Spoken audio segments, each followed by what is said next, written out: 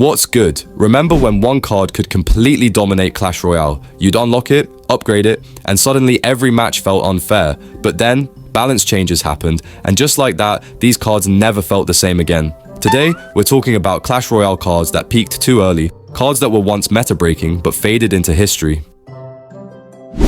First on the list is the Zappies. Zappies are one of the weirdest cards Clash Royale has ever tried to convince us were good. When they first got buffed, suddenly everyone acted like they cracked the code to the universe. 3 little dudes, 0 damage, but infinite electricity. You drop them and the opponent's entire push would just stand there like it forgot why it was on the bridge in the first place. After the update, Zappies were everywhere. People were pairing them with Royal Hogs, with Royal Recruits, with literally anything that walked forward. And for a moment, it worked. Tanks couldn't move. Princes forgot how charging worked. Inferno Dragon just sat there getting bullied by 3 tasers. And players swore this card was high skill. Meanwhile, the entire strategy was just placing Zappies behind your tower and letting the opponent emotionally collapse. But here's the thing about Zappies, they only feel broken when nobody knows what they're doing. Once players realized, oh wait, these guys have no HP, the magic started fading fast. A fireball deletes them, a poison deletes them, log plus literally anything deletes them. Half the time they didn't even make it across the bridge. You'd spend 4 elixir just to watch them evaporate before landing a single stun. Then the meta sped up. Suddenly everything cycled faster.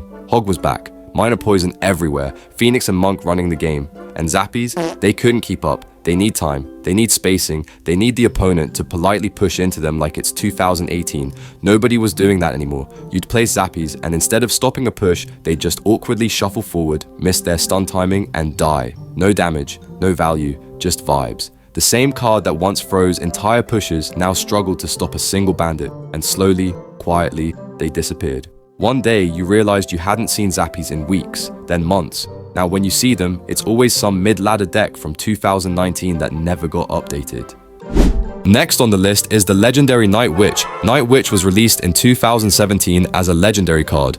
Right after release, she became one of the strongest cards in the game. She spawned bats continuously while alive and spawned bats again on death. Those bats dealt high DPS and were hard to clear without splash or spells. She was used almost exclusively with Golem. Golem Night Witch became a top-tier deck across ladder, grand challenges, and competitive play. If you didn't have multiple splash answers, you usually lost. After her dominance, Supercell applied repeated nerfs. Bat spawn rate was reduced, initial bat spawn delay was added, death bats were removed entirely, her offensive pressure dropped significantly. As the meta evolved, splash units and spells became more common. Night Witch lost her role as a core win condition support. Golem decks replaced her with more reliable options. Today, Night Witch has very low usage. She is mostly seen in niche decks or mid-ladder. She is no longer a meta-defining card.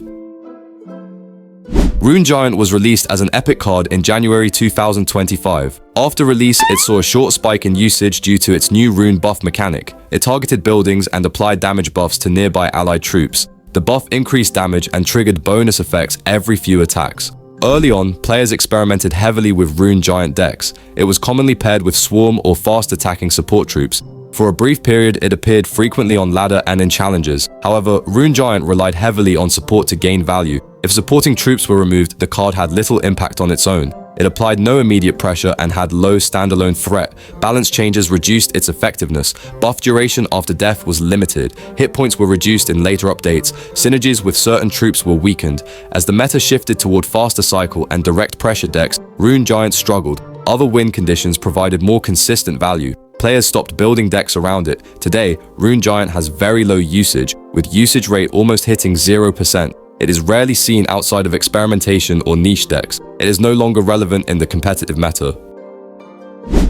Next, the Void, who was released as a spell card. After release, it saw a sharp spike in usage because of its unique removal effect. The Void temporarily removed enemy troops from the arena. This allowed players to reset pushes and bypass defensive setups. It was especially strong against stacked support troops and beatdown decks. Early on, the card was used heavily on ladder and in challenges. Players used it to isolate tanks and delete backline value. For a short period, it was considered one of the strongest control spells. However, the card required precise timing and positioning. Misusing it often gave the opponent value instead. It did not deal direct damage and provided no immediate tower pressure. As players adapted, counterplay became common. Fast cycle decks punished its elixir cost. Other spells offered more consistent value and damage. Balance changes reduced its overall effectiveness. Its impact window was limited. Its value became more situational. Today, the Void has very low usage. It is no longer a meta-relevant card. Next up on the list, and it hurts me to say this, is the Hunter. The Hunter was released as a rare card and quickly became a strong defensive option. At its peak, it dealt massive burst damage at close range. When placed correctly, it could shut down tanks, Hog Rider, Balloon, and even Lava Hound support. After balance updates, Hunter saw a surge in usage. It became popular in control and mid-range decks. Players valued its ability to trade positively against high HP units. However, the card was highly placement dependent. Misplacement drastically reduced its damage output. It offered little value when pulled or distracted. Over time, balance changes reduced its consistency. Damage fall-off became more punishing. Other defensive cards provided easier and more reliable value. As the meta sped up, Hunter struggled to keep pace. Fast cycle decks punished its cost and positioning requirements. More flexible splash and air defense options replaced it. Today, Hunter is rarely seen outside of niche or comfort decks. It is no longer a staple defensive card in the meta. You guys remember the Goblin Demolisher? Yeah, it's not deleted from the game, it just sucks. When it came out, people actually tried to make it work. Big explosion, big damage, big hype. For a short time, it looked like a real win condition. Then reality hit. It's slow, it's predictable. It almost never reaches the tower unless your opponent is asleep. Any distraction stops it, any building stops it. Half the time it explodes on something you didn't even want to hit. And then you realize something very simple. Wall breakers exist. Wall breakers are cheaper, they're faster, they force instant reactions, they actually connect to towers. Why spend more elixir on a slow, clunky demolisher when wall breakers do the same job better in every possible way? Wall breakers fit in cycle decks, they fit in minor decks, they fit in control decks. Goblin Demolisher fits in nothing.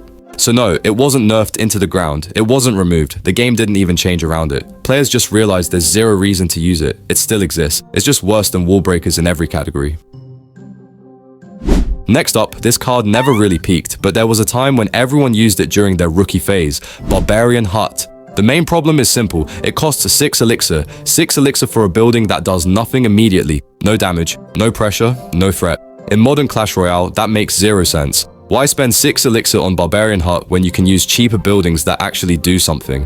Graveyard is cheap and cycles fast. Furnace gives splash and real defense. Barbarian Hut just exists. It slowly spawns barbarians and hopes the game stays slow enough to matter. But the meta isn't slow, it's fast, aggressive, and punishing. Drop a 6 elixir hut and you're asking to get rushed. Hog, miner, bridge spam. You're instantly behind. That's why players stopped using it. Not because it was nerfed, not because it was removed, there's just no point. Other buildings are cheaper, more unique, and more beneficial. Barbarian Hut offers none of that. Today, it's a beginner trap, a card you grow out of, 6 elixir, 0 payoff. And last, the Phoenix. Phoenix was released as a legendary card and immediately broke the game. At launch, it had high damage, strong survivability, and a rebirth mechanic that was extremely hard to deal with. When defeated, it dropped an egg that respawned the Phoenix if not destroyed. The egg had too much health and was difficult to clear without specific counters. This forced players to overspend elixir just to prevent the respawn. Right after release, Phoenix was used in almost every archetype. Cycle decks, beatdown decks, control decks. Phoenix fit everywhere. It provided air control, ground DPS, and comeback potential in one card. Phoenix quickly became one of the highest usage cards in the game. Ladder, challenges, and competitive play were all dominated by it. If you weren't running Phoenix, you were usually at a disadvantage. Supercell responded with multiple nerfs. Phoenix hit points were reduced, egg hit points were reduced, respawn timing was adjusted. Overall survivability dropped significantly. After repeated balance changes, Phoenix lost its oppressive strength. It was no longer worth building entire decks around. Other air units became more reliable and less risky. As the meta evolved, Phoenix usage continued to decline. It stopped being an auto-include. It became a situational option rather than a core card. Today, Phoenix has low usage compared to its peak. It is still playable, but no longer dominant. It is no longer a meta-defining card. And that's the list. Cards that had their moment right after an update, took over the game for a while, and then quietly disappeared. They weren't bad cards, the game just moved on. The meta got faster, and these cards couldn't keep up. If you've been playing long enough, you definitely remember losing to at least one of these and thinking the game was broken. Let me know which card you think peaked too early, and which one you still miss seeing in the meta. I'll see you in the next one.